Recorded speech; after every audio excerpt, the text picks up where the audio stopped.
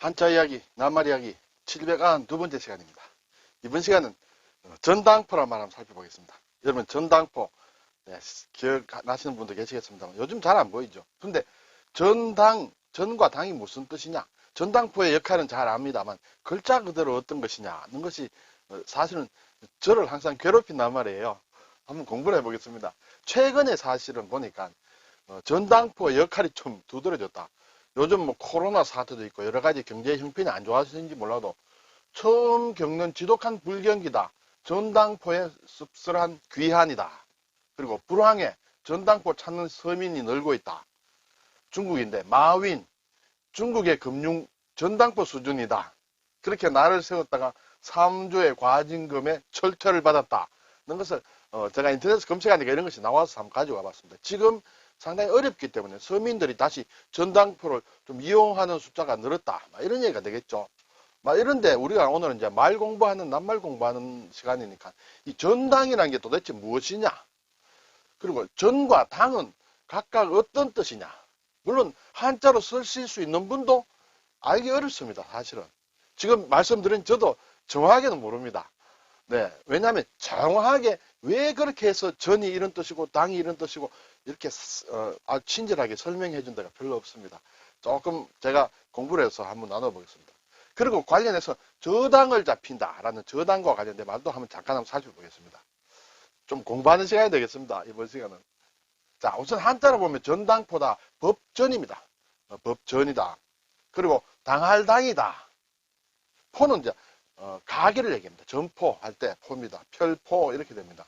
그러면 전당을 하는 가게란 뜻이에요. 그럼 전당을 한다는 게 무엇이냐? 저는 책자에 두 손으로 받들공이에요. 그렇죠? 책을 이렇게 두 손으로 받들고 있는 모양이다. 옛 글자를 보면 이렇게 됐습니다. 옛날에는 대나무로 죽간으로 책을 만들었죠. 그래서 죽간을 책을 가지고 있다. 그래서 이것은 일반적으로 법전이라고 하는데 어떤 규정이다. 책이다. 또 아주 최고의 책은 경전이다. 이렇게 해서 주로 법전이라고 합니다만 이것은 경전, 책을 얘기한다. 그리고 실제로 법을 적어 놓은 책, 그걸 법전이죠. 그때도 이걸 쓴다. 법에 관한 책이다. 이렇게 되겠죠. 그래서 법을 뜻하기도 하고 책을 뜻하기도 하고 하는데 이것이 왜 전당포의 전으로 쓰이느냐는 것이죠. 네, 다음에 보겠습니다. 그리고 이제 당은 당하다는 뜻이에요. 오히려 상과 받전자입니다. 네. 자, 우선 오늘은 복잡함으로 그냥 넘어가겠습니다. 이것이 당할 당자다. 우리가 많이 쓰는 글자예요. 그렇죠? 해당이 된다. 할 때 많이 씁니다. 자, 가게 포자는 발음이 여기서 왔다고 볼 수 있습니다. 클보자다. 네, 클보자에다가 예를 들어서 삼수를 붙인다 하면 물가포가 되겠죠. 포항이다. 목포다. 할 때 그렇게 됩니다. 그래서 포 발음이 납니다. 쇠금이다. 이렇게 해서 가게를 얘기한다. 이렇게 되겠습니다.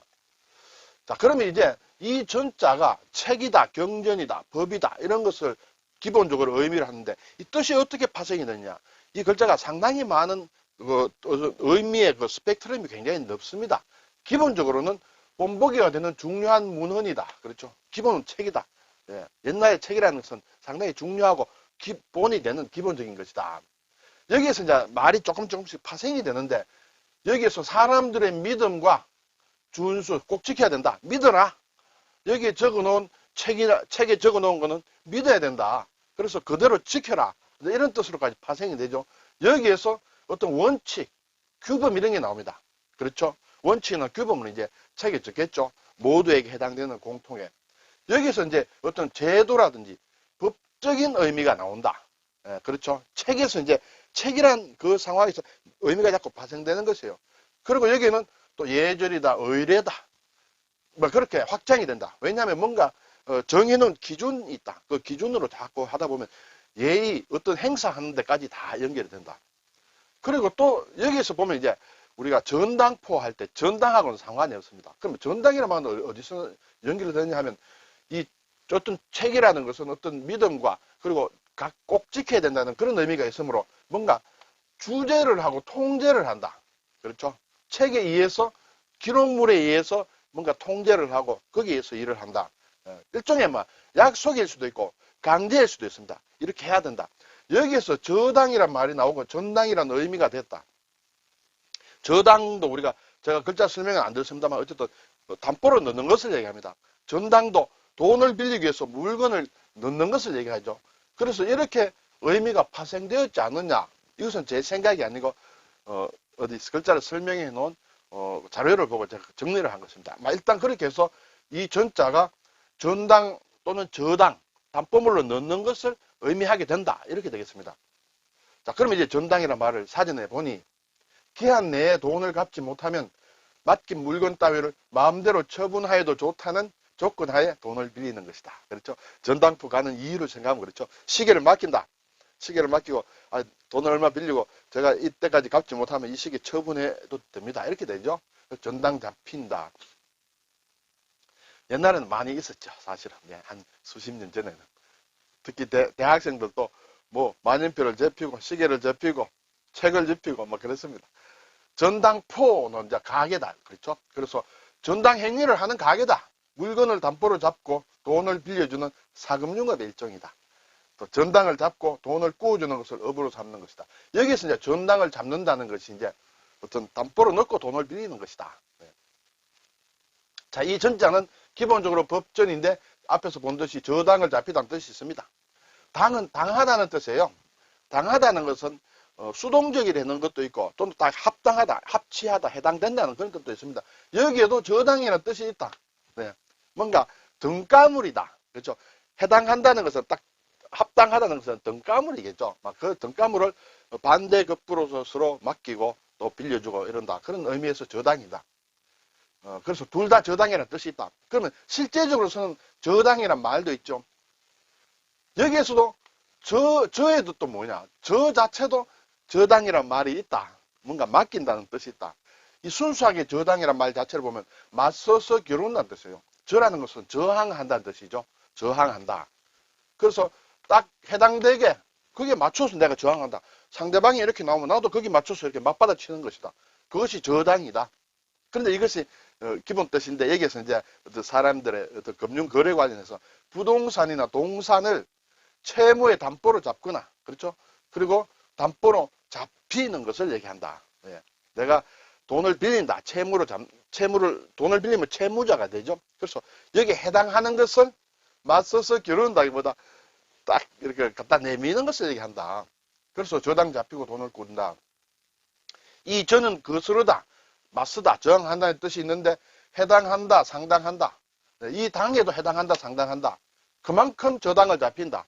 저에도 똑같은 뜻이 있다. 그래서 결과적으로 보면 전당, 전과 당, 그리고 저 세 글자 다 저당 잡히는, 담보로 잡히는 그런 뜻을 내포하고 있다. 이렇게 되겠습니다.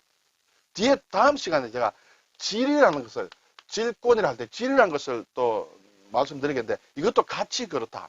네 글자가 다 그러한 담보로 잡히는 그런 것을 의미하는 글자다. 이렇게 되겠습니다. 자, 전당포 유래를 제가 참고로 가져왔습니다. 2500년 전 중국에서 있던 제도다.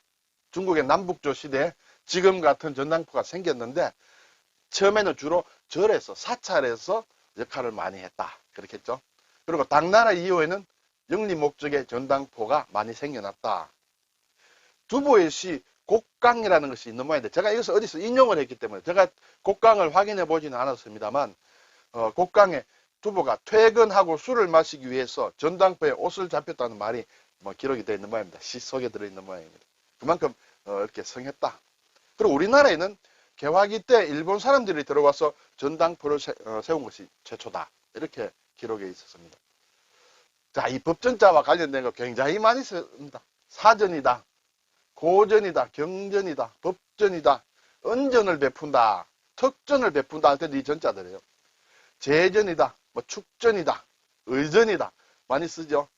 그리고 전형적이다, 전형적이다, 전옥이다. 네, 전옥은 또 옥사장을 얘기하는데 어쨌든 많이 씁니다. 이외에도 많이 있습니다. 그래서 이 전자가 뜻이 상당히 복잡하다. 한 번에 다 알 수도 없다. 오늘 또 그 중에 몇 개만 이렇게 했는데 이 낱말들을 한번 적어 보시는 건 좋겠습니다만 오늘은 전당에만 국한해서 생각하셔도 됩니다. 나머지는 또 다른 시간에 나올 수 있습니다. 그리고 당할 당자도 이제 어떤 당하다, 또 해당한다 라는 그런 뜻도 있고 마땅하다, 예. 또는 정당하다, 정당할 때도 이걸 씁니다. 예. 그런 의미도 있으면서 여기에도 굉장히 많은 뜻이 있습니다만 또 그 중에 하나가 좋지 않은 일을 당하다. 피해를 입을 때도 당하다고 할 때 이 당자를 씁니다. 네, 피동적인 상황이고 피해를 입는다. 근데 이것이 보통 보면 생일을 당하다. 좋은 일을 표현하고 뒤에 당하다 하면 별로 잘 맞지 않습니다. 그래서 생일 당했다 이런 얘기를 가끔 하는데 그렇게 쓰지 마시고 생일은 좋은 것을 맞이했다. 생일을 맞았다. 그렇게 하시고 당하다를 좋은 것과 연결시켰으면 조금 부자연스러운 표현이 될 수 있다. 하는 것을 말씀드립니다. 자, 별포자, 가게 포자다. 점포, 네, 점포. 이때 포자를 이렇게도 쓴다. 이 집사자로도 쓴다. 이렇게 되겠습니다. 세금으로 써도 되고 집사자로 써도 같은 가게를 얘기한다. 노포, 오래된 점포죠. 본포, 본점포다. 본점에 해당한다. 네. 예전에는 뭐 광고 같은 데 나왔습니다. 무슨 약품의 본포다. 예. 포장한다 할 때도 그렇습니다. 도로 포장한다. 도로 포장 공사할 때 포장. 예. 포장. 그리고 포도란 말도 있죠. 포는 포장된 도로다. 아스팔트 같은 거. 페이브먼트, 아스팔트 같은 걸 포도라 한다. 이렇게 되겠죠. 예. 오늘 전당포라는 글자. 네. 전자, 당자 이렇게 사실 많이 쓰는 글자고 포자는 뭐 별로 안 씁니다만 어쨌든 전당이란 말에 전과 당에 각각 담보로 저당 잡히는 그런 것을 뜻하는 글자가 뜻이 그 속에 있다. 이런 것을 말씀드렸습니다. 감사합니다.